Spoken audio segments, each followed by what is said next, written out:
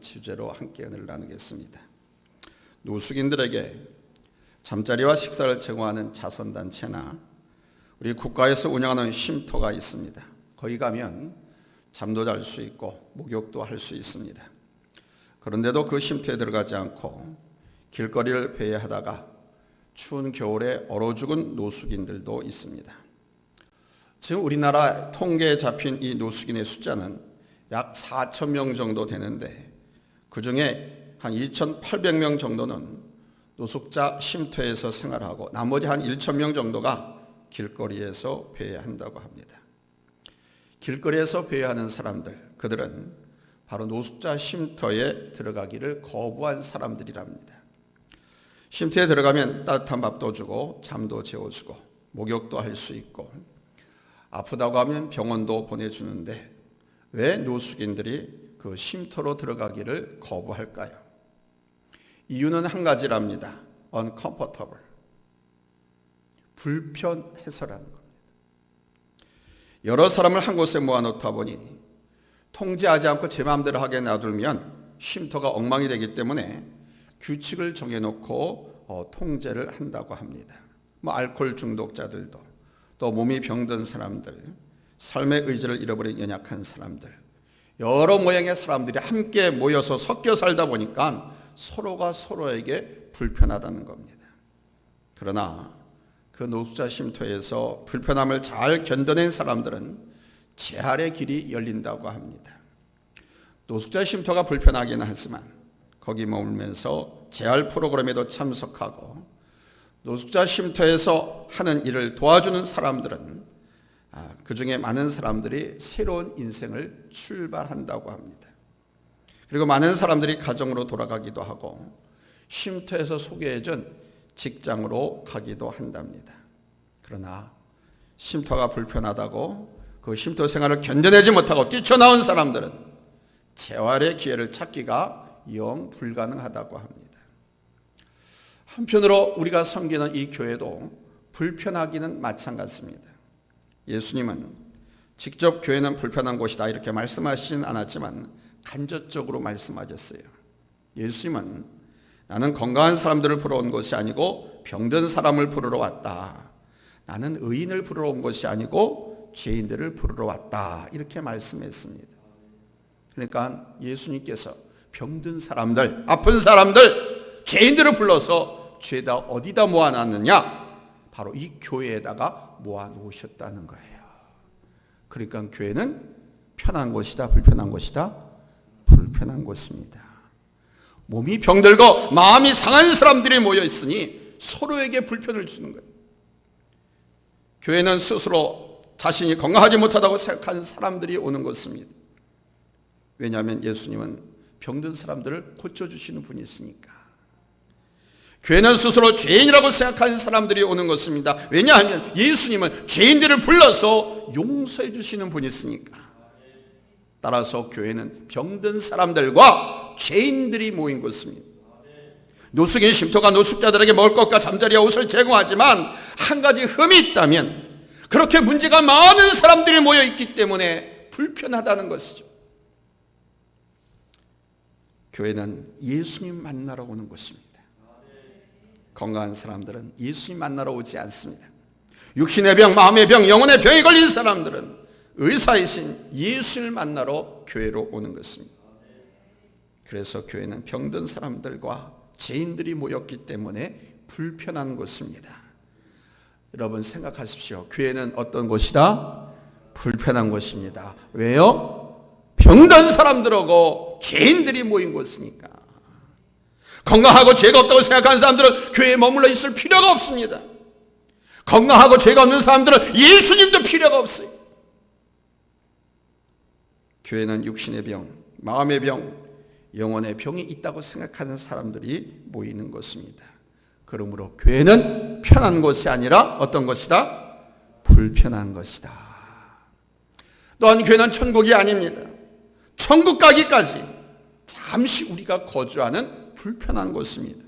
그러나 불편하다고 해서 우리가 이 교회를 버릴 수 있느냐? 불편하다고 해서 우리가 이 교회를 떠날 수가 있느냐? 떠나서는 안 되는 겁니다. 불편하다고 떠나면 영혼의 병을 고칠 수가 없습니다.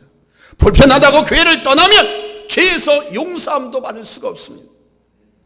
교회가 불편하지만 절대로 교회를 떠나서는 안 됩니다. 불편함을 참고 계속 교회에 머무는 법을 배우셔야 돼요. 불편함을 잘 참는 방법을 깨닫게 되면 바로 교회가 비록 환자들과 죄인들이 모인 곳이지만 천국같이 편안해지는 거예요. 그러기 위해서는 우리는 첫 번째로 나도 환자라는 것을 알아야 됩니다. 한번 따라서 합시다. 나도 환자입니다. 나도 병든 몸입니다. 그러니까 우리 주 예수를 믿는 모든 성도들은 다 환자예요. 교인이 될 수 있는 자격은 자신을 병든 사람으로 인정하는 것과 자신이 죄인인 것을 인정하는 사람들이에요. 자신은 건강해서, 자신은 의인이라서 아무 죄도 어떤 죄도 지은 것이 없고 나는 건강해서 아무 문제가 없다고 생각하는 사람들은 진짜 교인이 아닙니다. 왜냐하면 예수님께서는 자신은 건강해서 아무 문제가 없다고 생각하는 사람들은 부르시지 않았거든요.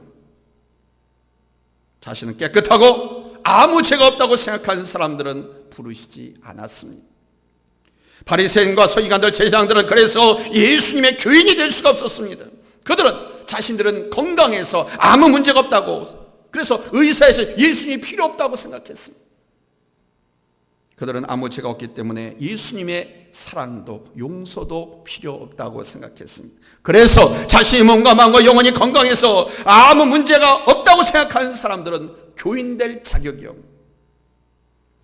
교인들은 나도 환자이고 너도 환자이기 때문에 내가 나에게 불편함을 주면 나도 너에게 불편할 것이다 라는 이 생각을 갖고 있어야 돼요.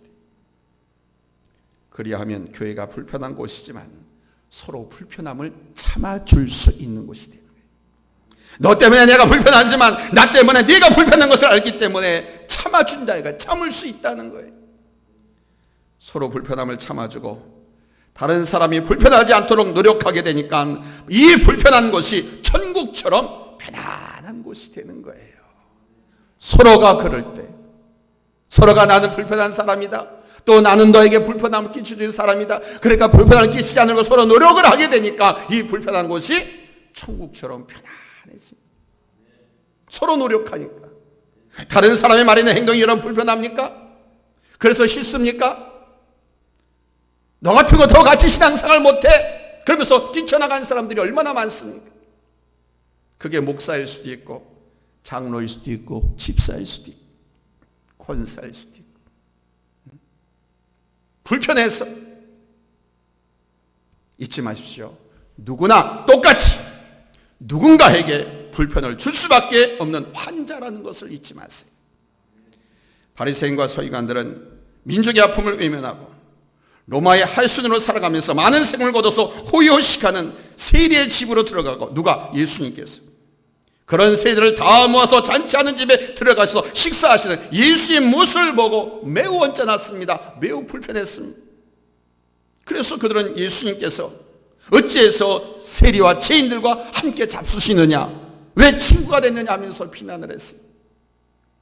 그들은 자신들은 아무 죄가 없다, 아무 문제가 없는 건강한 사람들이라고 생각했기 때문입니다. 그러나 그들이야말로 큰 병에 걸린 사람들, 병세가 나타나지도 않은 암에 걸린 사람들입니다. 암이 무서운 것은 쉽게 발견할 수가 없기 때문입니다. 자신이 남에게 불편을 주는 것은 모르고 남이 자신에게 불편을 주는 것만 기억하는 사람들은 영적인 암에 걸린 사람들입니다. 내가 병든 사람이고 죄인이라는 것을 깊이 깨달은 사람은 병든 다른 사람들 때문에 오는 불편함을 참아낼 수가 있는 거예요. 다른 사람이 나에게 불편하면 나도 똑같이 다른 사람에게 더 이상으로 불편함을 주고 있다는 것을 깨달아야 돼요. 두 번째로, 내 눈에 거슬리는 사람의 말과 행동을 용납할 수 있어야 됩니다. 내 눈과 귀에 거슬린 것들을 제거하려 들면 교회는 천국이 아니라 전쟁터, 지옥이 됩니다. 식사 시간에 음식이나 국물을 막 흘리면서 먹는 사람들 보면은 입맛이 떨어지잖아요. 근데 병원 가보세요. 음식 흘리면서 먹는 사람들 다반사입니다. 팔에 깁스를 하고 또 한 손에 마비가 와가지고 마음대로 손 움직일 수 없으니까 음식을 흘릴 수밖에 없습니다. 또 뇌신경 마비가 오게 되면요, 우신경, 자신경이 있는데 뭐 우신경이 마비 왔다 그러면은 이쪽에는 코, 입 다 마비가 돼요. 그럼 이쪽 다 술술술 새요 그냥. 그런데 병원에서는 다른 사람들이나 보호자들이 그런 행동을 다 이해하고 용납합니다. 저 사람은 팔이 없으니 할 수 없지. 아, 저 사람은 아파서 그래. 이렇게 생각하면 다 용납할 수 있습니다. 아무리 눈에 거슬리고 내게 큰 불편을 줘도 그 사람이 그럴 만한 이유가 있다는 것을 알고 나면 용납할 수 있습니다.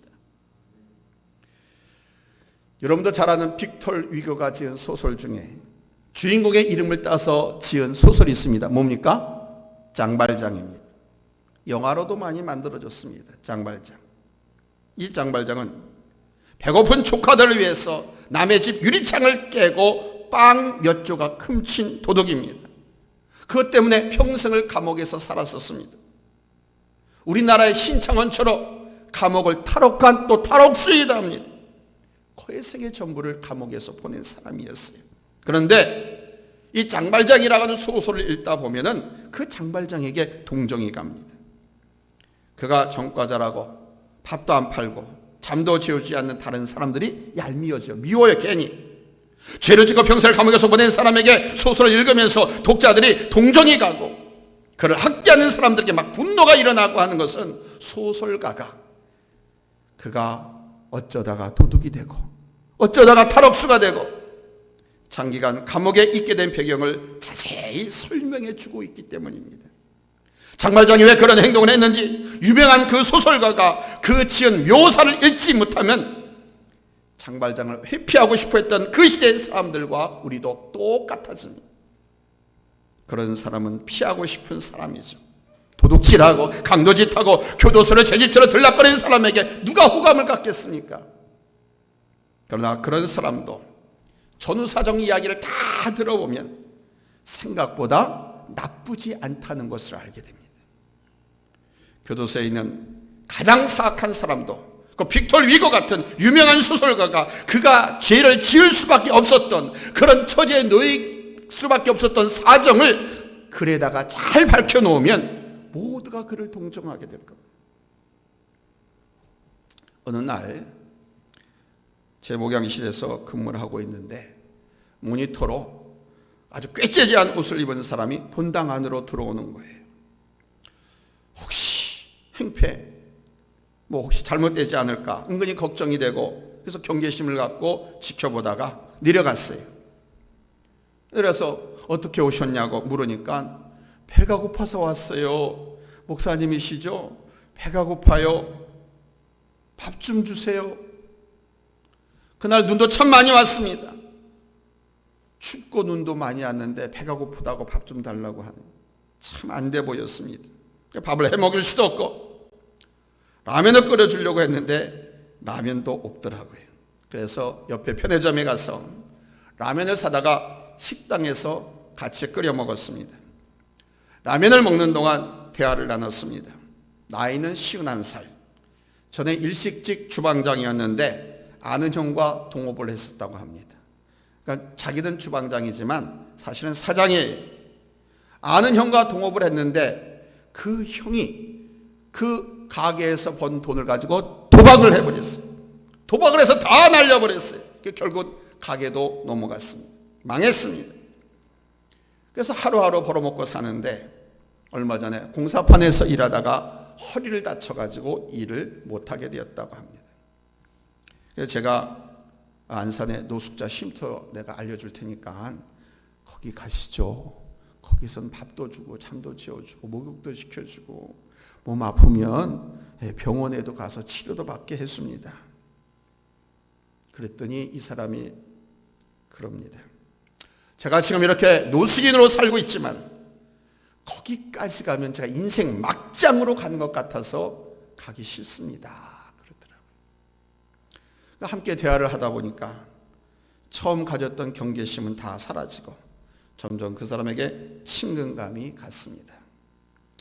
전후 사정을 알고 보니까 그도 역시 아주 평범한 시민이었습니다.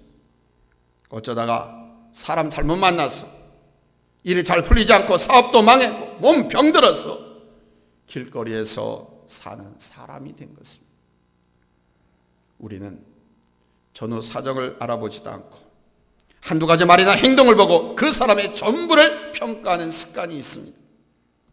우리 주변에 저 사람은 나쁜 사람이라고 생각하는 사람들도 함께 만나서 그가 왜 그런 행동을 하고 그런 말을 하고 그렇게 살고 있는지 조금만 알게 되면 그 사람의 다른 모습을 볼 수가 있는데, 우리는 빅터 리고 같은 유명한 소설가가 될 수는 없습니다. 그러나 우리가 만나는 사람들이 왜 그런 행동을 했는지, 나와 함께 신앙생활하고 남과 함께 일하는 사람들이 왜 그런 행동을 하는지 그 원인을 알아보려고 할 노력, 이 필요가 있어요. 장발장이 그럴 만한 이유가 있고 제가 만났던 노숙자가 그럴 만한 이유가 있었던 것처럼 사람들은 다 그럴 만한 이유를 갖고 있습니다. 물론 우리가 그럴 만한 이유가 있었다는 것 때문에 나 자신을 변명하거나 합리화시켜서는 안 되겠지만 다른 사람들을 그런 식으로 이해하려고 노력할 필요는 있다는 것입니다. 상대방에 대해서 깊이 알게 되면 왜 그런 행동을 하고 그런 말을 했는지 이해하게 됩니다. 그가 왜 나한테 그랬는지, 왜 내게 불편하게 했는지 이해할 수 있게 됩니다. 이 교회가 불편하지만 서로 이해하고 살아가는 천국이 되기 위해서는 서로를 깊이 알아야 됩니다. 서로 마음을 열어놓고 대화를 해야 합니다. 교인들이 모두 모여서 함께 그렇게 할 수 없으니까 몇 가정씩 매주 모여서 서로 마음을 열어놓고 깊은 대화를 나누고 함께 예배드리고 함께 기도하라는, 서로 힘든 일은 돕고 기쁜 일은 함께 나누는, 할렐루야. 그래서 교회에서는 여러분들에게 구역을 만들어주고 목장을 묶어주는 거예요.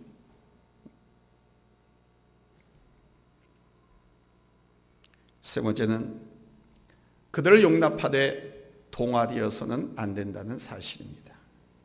예수님은요, 세리들과 죄인들을 용납하셨습니다. 죄인과 세리들이 초청하면 그들의 집에도 가셨고 함께 식사도 하셨습니다. 예수님의 세리들이 하는 일이 옳다고 인정했기 때문에 세리 집에 가신 것이 아닙니다. 세리들이 하는 일이 옳지 못한 일이었지만 예수님은 그들을 용납하셨습니다. 여러분 아십니까? 죄인들이라고 부른 많은 사람들 중에는 창녀도 있었습니다. 사기꾼도 있었어요. 강도도 있었어요. 살인마도 있었습니다. 그런데 우리 예수님은 그들을 다 용납하셨습니다.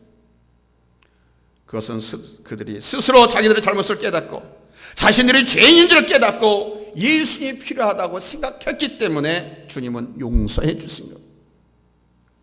예수님은 누구라도 자신의 부족함과 죄를 깨닫고 예수님의 도우심을 구하는 사람들은 다 용납해 주셨습니다. 아니, 병든 자는 치유까지 해주셨습니다.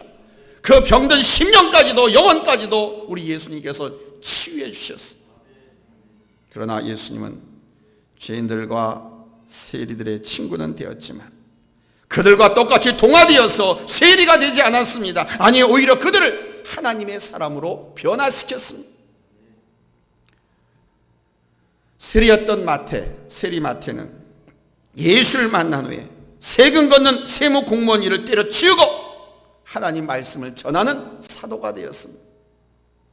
죄인들과 친구가 되었지만 예수님은 그들과 함께 죄를 짓지는 않았습니다. 이것이 중요합니다. 용납과 동화를 구별하지 못하면 교회는 큰 문제가 발생하는 것입니다. 교회는 술 마시는 사람들, 노름하는 사람들, 범죄자들이 오는 것을 모두 용납해야 합니다. 너 같은 사람은 교회에 올 수 없어.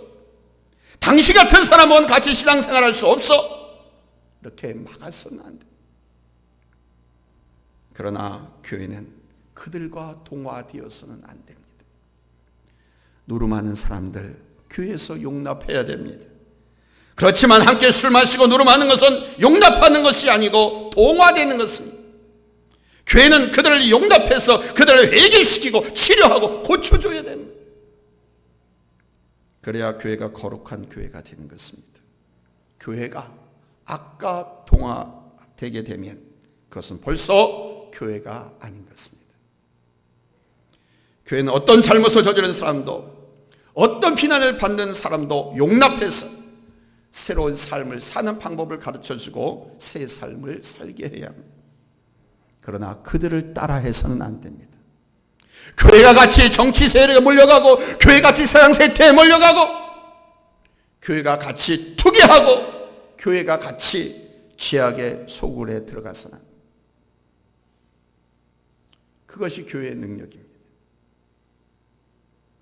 이 능력을 얻기 위해서는 하나님의 말씀을 세워야 하고, 하나님의 말씀을 배워야 하고, 뜨겁게 열심히 기도해야 합니다. 어떤 사람이라도 교회 안에 들어오면 하나님의 사람으로 변화되고 병든 사람들은 고쳐져야 됩니다. 이것이 교회의 본분이고 성도의 사명입니다.